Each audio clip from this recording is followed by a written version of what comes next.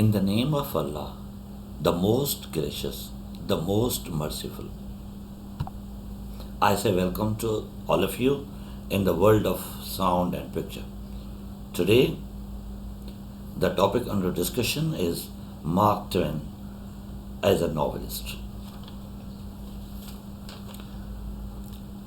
Mark Twain, as an American novelist, was born on 30th November 1835 and died on 21st April 1910.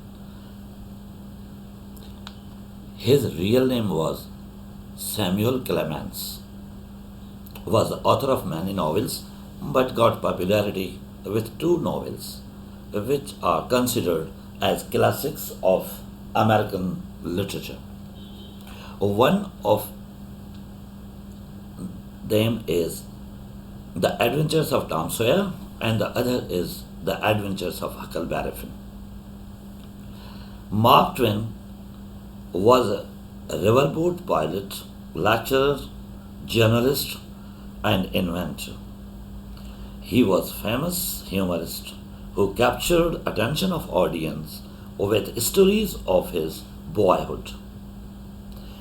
He was keen observer since an early age and kept an eye on the faults and follies of the people. He was able to probe deeply into the roots of human behavior and presented his observation before audience in comic form or humorous form. Comic or humorous form means comedy. As far as the definition of comedy is concerned, then all of you are students of literature and you are familiar with comedy and its definition as well. Comedy is one of the forms of literature which is presented before audience for two purposes. Number one is for entertainment and number two for highlighting faults and follies of the people. You always laugh at them. By them I mean that at the faults and follies of the people, and you also learn to avoid the same mistakes or errors that people may not laugh at you. The Adventures of Huckleberry Finn is a series of adventures based on the quest for freedom of an individual who escapes from a society where he finds himself in chains. The popularity of Mark Twain. He was paid great tribute by Hemingway in the following words. All modern American literature comes from the book written by Mark Twain called Huckleberry Finn. There was nothing before that has been as good since. On the other hand, Huckleberry Finn had to face controversies by his contemporary writers who called him simply a funny man. On the contrary, he was a controversial figure and was condemned by contemporary journals as funny. Holland regards him as mere a fun maker of cheap popularity. Huckleberry Finn has a universal appeal which represents not only American life but also human worlds of virtues and vices, of quality and corruption. His realism and humor. Mark Twain's novels are full of romance of his youth. He is a realist because of his local color and characterization. Through his novels, he reached against sentimentality and idealism of his age. It means that he reacted against these two most important points.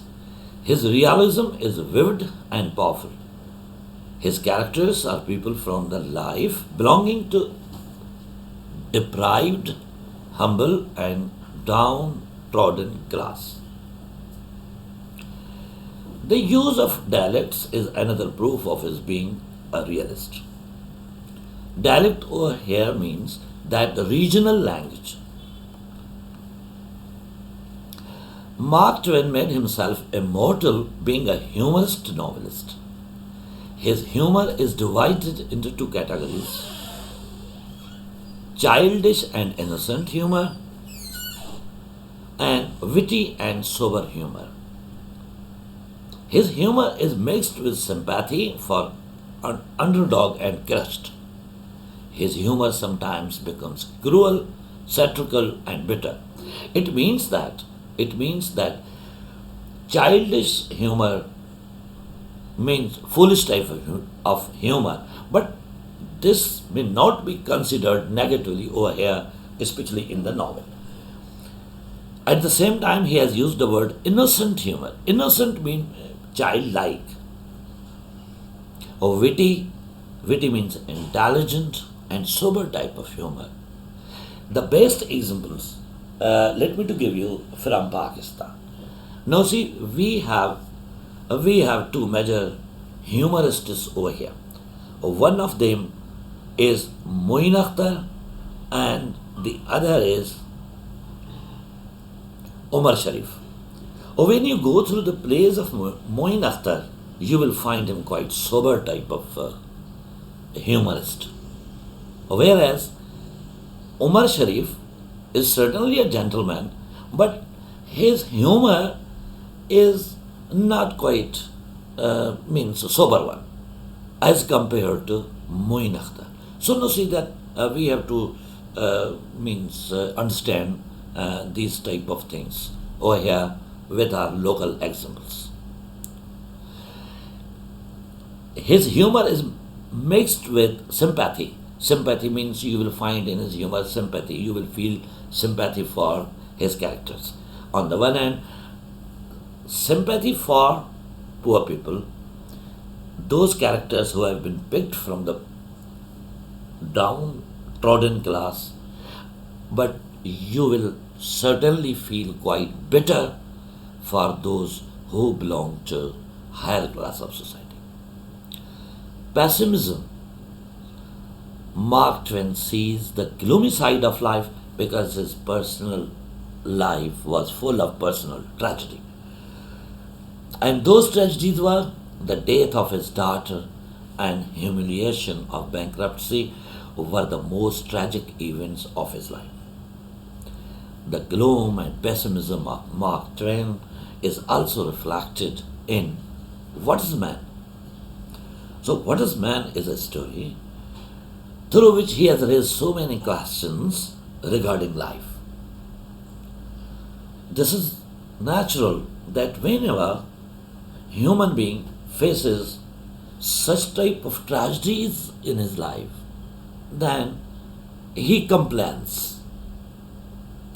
When he finds alone himself in such type of situations.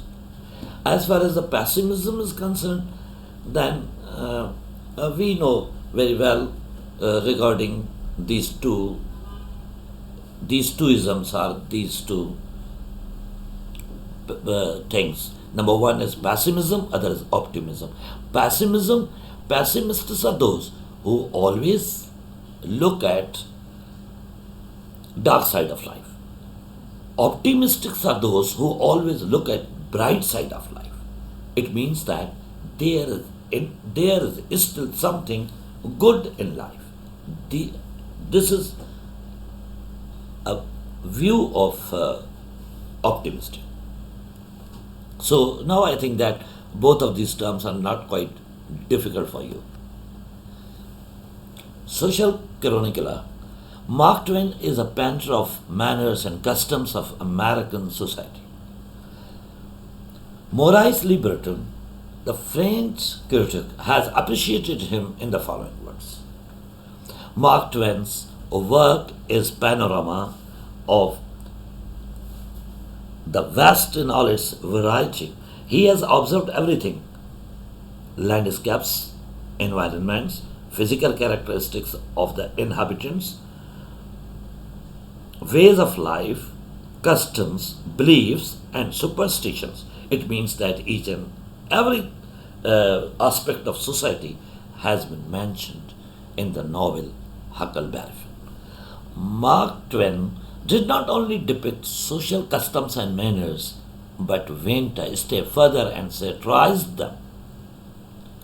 In Huckleberry Finn, he reveals his keen interest historically with feudalism and absolute monarchy.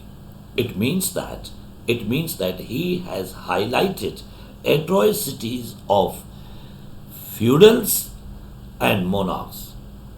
Huckleberry Finn depicts a quest for social freedom and equality between white and black races. It means that in American society, there were these chronicle issues of white and black, and the same issues are continued till today.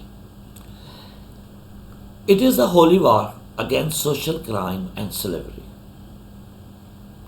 So this novel is certainly just like a holy war. It is an attempt to show that a free brute is better than a polished parrot imprisoned in golden cage called civilization. Despite the countless efforts of writers like Mark Twain, unfortunately, the American society as well as our society is still staying at the point of discrimination, such as the recent heart-wrenching incident where a black man, George Floyd, was snatched of his right to breathe by some white policeman. What was that torture for? In other words, we can say that what was the reason behind that torture? It was apparently just because of George's skin color, just because of a factor which was not in his control. It means that he was killed, he was mercilessly murdered because of his race, because of his black color. And he was not born himself, but he was sent, or he was sent in the world by Almighty Allah. So just because he belonged to a black race, he was killed. It means that the only sin or the only crime of Floyd was that he was a black man. So that's why he was killed. Not only killed, but mercilessly murdered. His narrative gift and characterization. Mark Twain was gifted with marvelous ability of storytelling. Due to the ability, he succeeded in attracting and entertaining his audience. Now see, storytelling is one of the greatest art of any writer. And certainly Mark Twain was gifted with the same art of storytelling. He was genius for creating memorable characters and for infusing the breath of life into them. He was a remarkable analyzer of characters. Tom Sawyer proves his understanding of American small boy and of those aspects of human nature which expanded in the small, wide settled villages of inland America. The tramp, the loafer, the peddler, all are local characters that have significance in the eyes of the small boy, are presented with fascinating realism. It means that the special skill which Mark Twain used to present the characters as it is or as they were. Overall, the entire contribution goes to Mark Twain to present such a real picture of society through characters to audience. Huck Finn wanders into immortality. Immortality means when man never dies. It means that he is alive in the thinking of people, in the brains of people, in the hearts of people. This romantic young man was, with his secret wisdom and innate freedom, is one of the most realistic figures of fiction. It means that when we put a glance on his character, we find him alive and immortal. This lovable boy with his moral thinking is indeed immortal. It means that those people who possess morality, they are immortal. Jim, with his inherent goodness, refuses to leave Tom Sawyer till doctor is called. He is sure to stay in our imagination forever. So it means that this was the greatest character of the Jim, who never leaves his friend, especially in the time of need, and he even put his life at stake and waits for doctor to come and treat his broken leg or treat the broken leg of his friend. So he never leaves friend. So morally, he is at the highest level. Apart from these characters, we have other minor characters as well, and they are Aunt Polly, Widow Douglas, Aunt Sally, Uncle Silas, are all vividly drawn characters from society. It means that all these characters have been picked up from society. Mark Twain has also given importance of a character to the river Mississippi by endowing it with personality, making it vibrant, mysterious, and powerful. It means that this is for the first time that the river has been given the importance of character. Otherwise, we don't have such experience. Why Mississippi has been given such importance by Mark Twain? Because he had spent large slices of his early childhood on the banks of river Mississippi, and he had learned a lot from there. In conclusion, it can be said that Mark Twain was visionary, excelled in creating all characters, was born an idealist. It means that he possessed the greatest idealism. So that's why all his characters are living characters. His imaginative power encouraged him towards action, reflection, and observation. It means that he possessed the highest power of imagination. He described exactly as observed. He saw desert as dry and depressing. He was against imposed attitudes. He possessed an element of passion, natural talent besides a grasping mind and an attractive memory. It means that when we look at the personality of a novelist, we find all the qualities that are essential for author or in him. Therefore, we learn from such works of authors that purpose of knowledge is to eradicate such differences, especially racism, that ruin the peace of society.